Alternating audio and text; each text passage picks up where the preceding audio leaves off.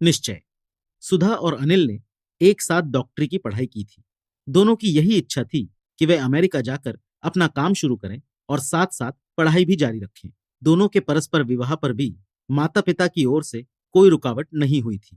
इसलिए दोनों विवाह के कुछ समय बाद ही अमेरिका आ गए। अमेरिका का वातावरण उन्हें काफी रास आया। अनिल और सुधा ने यहाँ आकर 5 वर्ष में काफी तरक्की कर ली थी। अब अनिल ने नौकरी छोड़कर अपना क्लिनिक खोल लिया था, लेकिन सुधा अभी भी नौकरी कर रही थी। उसका कहना था, नौकरी में बंदे बंदाए घंटे होते हैं, उसके साथ साथ घर पर भी समस्या अनुसार काम और आराम का समय मिलता है, जबकि अपने काम में थोड़ा लालच भी होता है और यह भी निश्चित होता है कि जब तक अंतिम रोगी को देखकर विदा न कर दिया जाए, डॉक्टर अपना क्लिनिक नहीं छोड़ सकता। खैर, जो भी हो, सुधा को नौकरी करना ही ज्यादा उचित लगा। शायद पैसों के पीछे भागना उसे अच्छा नहीं लगता था और ना ही वो उसकी जरूरत समझती थी। वो अब एक भरा पूरा घर परिवार चाहती थी। भरे पूरे परिवार से उसका मतलब था कि घर में बच्चे हों, हंसी ठिठोली हो। जीवन के एक ही ढर्रे से नीरसता में वो ऊबने लगी थी। पहले पहल जब वो यहाँ आए थे तो दोनों की ही इच्छा थी कि अभी 3-4 वर्ष पढ़ाई पूरी करने के पश्चात अपनी प्रैक्टिस जमा ले और आर्थिक स्थिति मजबूत कर ले, फिर बच्चों का सोचेंगे। अब सुधा को लगने लगा था कि वो समय आ गया है जब वो 1 आध वर्ष की छुट्टी लेकर या नौकरी छोड़कर आराम कर सकती है और मां बनने की अपनी इच्छा पूरी कर सकती है। इसी आशय से एक दिन उसने अनिल से बात भी चलाई, लेकिन वो ये कहकर टाल गया था कि नहीं, अभी तो हमें बहुत कुछ करना है। ये बहुत कुछ करना जो था वो सुधा अच्छी तरह जानती थी। वास्तव में अनिल यहाँ आकर इतना ज्यादा भौतिकवादी हो गया था कि दिन रात रुपए के पीछे भागता फिरता था। वे केवल दो ही प्राणी थे। रहने को अच्छा बड़ा सा मकान था जो सभी सुख सुविधाओं से सुसज्जित था। दोनों के पास गाड़ियां थी, अपना एक क्लिनिक भी था। लेकिन अनिल पर तो नर्सिंग होम चलाने की धुन सवार थी। नर्सिंग होम खोलने से सुधा ने कभी इनकार नहीं किया था, लेकिन वो अब थोड़ा आराम भी करना चाहती थी। उसे लगता था कि पिछले कितने वर्ष भागदौड़ में ही बीत गए, कभी चैन से छुट्टियां बिताने का भी समय दोनों को नहीं मिल पाया। वैसे भी सुधा अब वास्तव में मातृत्व का सुख भी लेना चाहती थी। प्रायः जब अनिल क्लिनिक से घर लौटने में देर कर देता तो सुधा अकेली बैठी बैठी यही सोचा करती कि कैसे मशीनी जिंदगी जी रहे हैं वे लोग। बाहर से थक कर आओ तो घर का काम करना होता था, अपने लिए तो कोई समय ही नहीं बचता था। रोज ही वो सोचती थी कि अनिल से बात करेगी, पर हर रोज अनिल किसी न किसी बहाने से बच्चे की बात को टाल जाता। धीरे धीरे सुधा की शादी को 8 साल बीत गए। पहले पढ़ाई लिखाई के कारण ही उसने विवाह औसत आयु की अपेक्षा देर से किया था। फिर काम और अनिल की बढ़ती महत्वाकांक्षाओं के कारण वो अपनी इच्छा को पूरा नहीं कर पाई थी। लेकिन एक डॉक्टर होने के नाते अब वो जानती थी कि वैसे ही बच्चे को जन्म देने की दृष्टि से उसकी आयु बढ़ती जा रही है। दूसरी ओर अनिल की ओर से कोई उत्साह भी नहीं दिखाई देता था। अंत में उसने यही तय किया कि वो अनिल से साफ साफ कह देगी कि उसके नर्सिंग होम और दूसरी इच्छाओं की खातिर वो अपने अरमानों का गला नहीं घोटेगी। वो अब और अधिक प्रतीक्षा नहीं करेगी। अनिल जब रात को लौटा तो सुधा टीवी के सामने बैठी उसकी प्रतीक्षा कर रही थी। अनिल ने जब आराम से खाना वगैरह खा लिया तो सुधा ने धीरे धीरे बात आरंभ की। लेकिन अनिल ने उत्साह दिखाना तो दूर, उसे फटकार दिया। ये क्या बेवकूफी भरी हरकत है? अभी मेरे पास समय नहीं है इन सब बातों के लिए। अभी मुझे बहुत आगे बढ़ना है, सफलता प्राप्त करनी है। अपने इलाके में एक शानदार नर्सिंग होम खोलना है जिसमें तुम्हारी सहायता की आवश्यकता भी होगी। अभी कम से कम 3 साल तक इस विषय में सोचना भी असंभव है। सुधा की अवस्था एक चोट खाई हुई नागिन जैसी हो गई। वो चिल्ला कर बोली, भाड़ में जाए तुम्हारी सफलता, तुम्हारा पैसा और भाड़ में जाए नर्सिंग होम। मुझे नहीं चाहिए ये सब कुछ। बात बिगड़ते देखकर अनिल ने बड़ी चतुराई से स्थिति को संभालने की कोशिश की। सुधा को पुचकार कर समझाने लगा और अपनी ओर से पूरा प्रयत्न करके उसे शांत किया।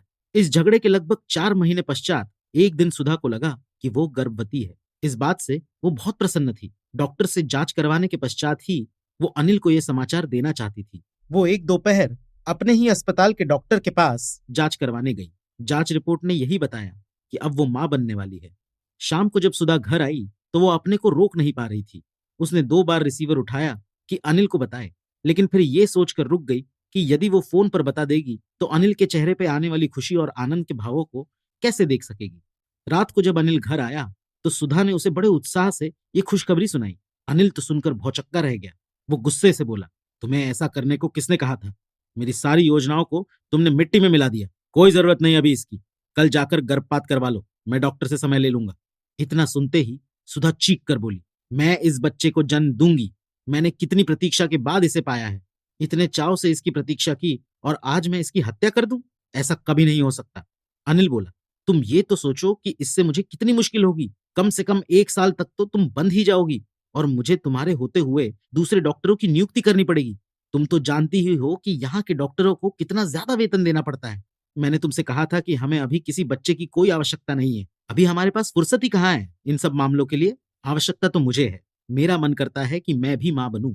मेरी भी इच्छा होती है कि एक नन्हा मुन्ना बच्चा मेरे इस सूने नीरस से घर और जीवन को अपनी मीठी आवाज और किलकारियों से भर दे। सुधा बोली, तो तुम नहीं जाओगी डॉक्टर के पास? अनिल ने क्रोध में भरकर पूछा।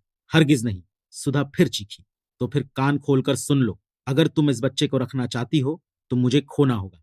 इतना कहकर अनिल घर के द्वार बंद कर बाहर चला गया। कुछ क्षणों में ही अनिल की कार स्टार्ट होने की आवाज आई।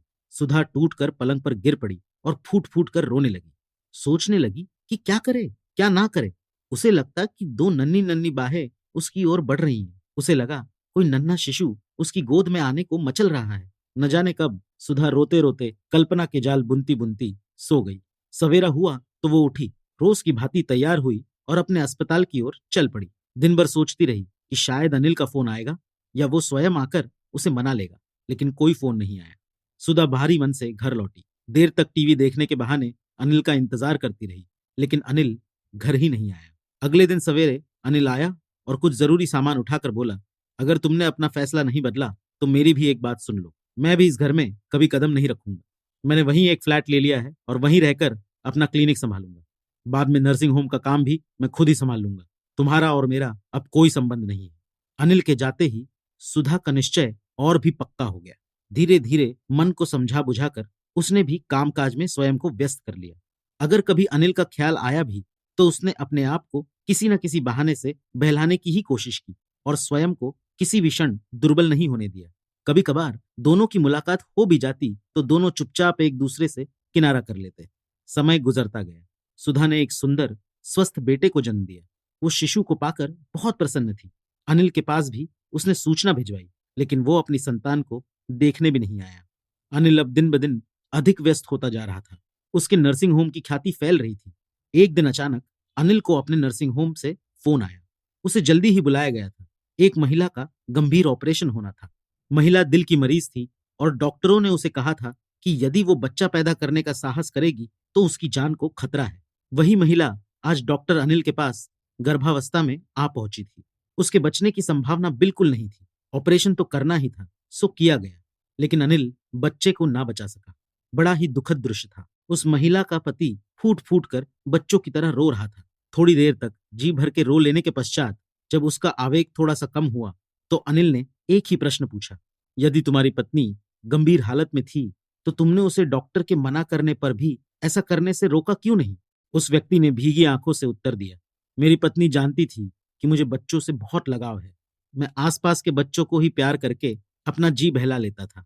आखिरी समय तक मैं उससे प्रार्थना करता रहा कि उसका स्वास्थ्य ठीक नहीं और बच्चे को जन्म देने योग्य नहीं, लेकिन वो मुझे प्रसन्न करने के लिए अक्सर कहती, यदि मैं मर भी गई तो बच्चा तो हम दोनों के प्यार और रिश्ते की यादगार के रूप में तुम्हारे पास रहेगा ही।